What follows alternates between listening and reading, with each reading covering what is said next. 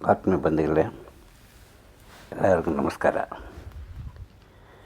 ಈ ಜಗತ್ತು ಒಂದು ಸುಂದರವಾದ ಹೂವಿನ ನಂತವನ.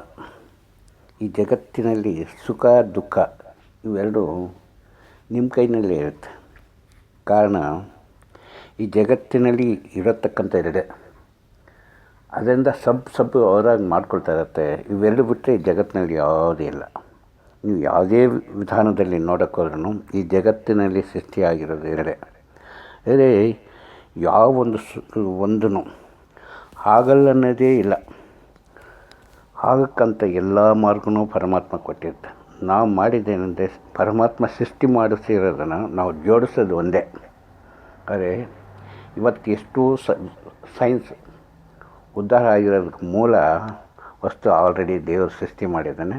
ಅದು ಒಂದು ಇವನು ಬುದ್ಧಿಯಿಂದ, ಅದನ್ನು ಬುದ್ಧಿನೂ ಕೊಡೋನು ದೇವರೇ. ಅದನ್ನು ಸೃಷ್ಟಿ ಮಾಡಿ ಇವನು ಅದನ್ನು ರನ್ ಮಾಡೋಕ್ಕೆ ಹೋಗ್ತಾನೆ.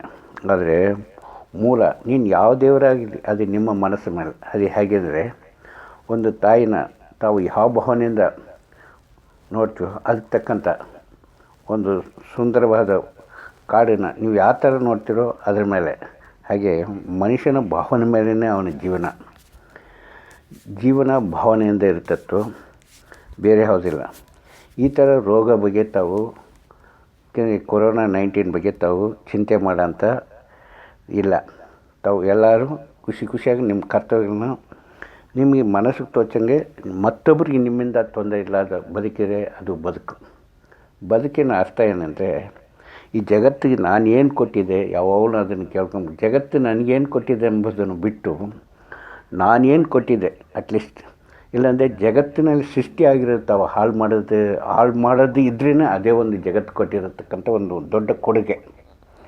ಏಕೆಂದರೆ ಎಷ್ಟು ಕೋಟಿ ಜೀವರಾಶಿ ನಾನು ಹೇಳ್ತಾ ಇರ್ತೀನಿ ಯಾವಾಗಲೂ, ಮಾನವ ಜನ್ಮ ಶ್ರೇಷ್ಠ.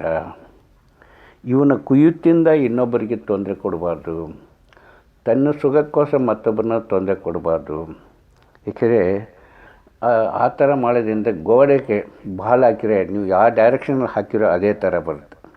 ಅಥವಾ ಒಂದು ಬೀಜ, ನೀವು ಬದನೆಕಾಯಿ ಬೀಜ ಹಾಕ್ಬಿಟ್ಟು ಸೋರೆಕಾಯಿ ಕಟ್ ಮಾಡೋಕ್ಕೆ ಬರೋಲ್ಲ. ಏಕೆಂದರೆ ಬದನೆಕಾಯಿ ಗಿಡನೇ ಬೆಳೆದು ಅದು ಬದನೆಕಾಯಿ ಬಿಡ್ತೈತೋ, ಸೋರೆಕಾಯಿ ಬರೋಲ್ಲ.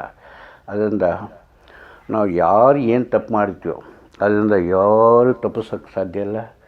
ಅದರಿಂದ ಆ ಕಷ್ಟ ಸುಖನ ಅವನೇ ಅನುಭವಿಸ್ಬೇಕು. ಅದರಿಂದ ಪ್ರತಿಯೊಬ್ಬ ಮಾನವನು ತನ್ನ ಜೀವನದಲ್ಲಿ ನಾನೇನು ಮಾಡಿದೆ ಜಗತ್ತಂತ ತಿಳ್ಕೊಂಡು ತಮ್ಮ ಕರ್ತವ್ಯಗಳ ತಮಕ್ಕೋಸ್ಕರ ಒಬ್ಬ ಮನುಷ್ಯ ಒಳ್ಳೆಯವನು ಕೆಟ್ಟಂದ್ರೆ ಅವನ ಪರಿಸರ, ವಿದ್ಯೆ, ಭಾವನೆ ಇದ್ರ ಮೇಲೆ ಅವನು ಬುದ್ಧಿವಂತನ ಆಗುತ್ತಾನೆ. ಅಥವಾ ಪರಮಾತ್ಮ ಬಂದು ಒಂದು ಮೂಲ ಸುಮ್ಮನೆ ಮೋಟಿವೇಶನ್ ಮಾಡ್ತಾನೆ. ಮಗುಗೆ ಅಳಬೇಡ ಅಂತ ಹಾಕಿ ತಾಯಿ ಹೇಳ್ತಾರೆ, ಆ ಥರ.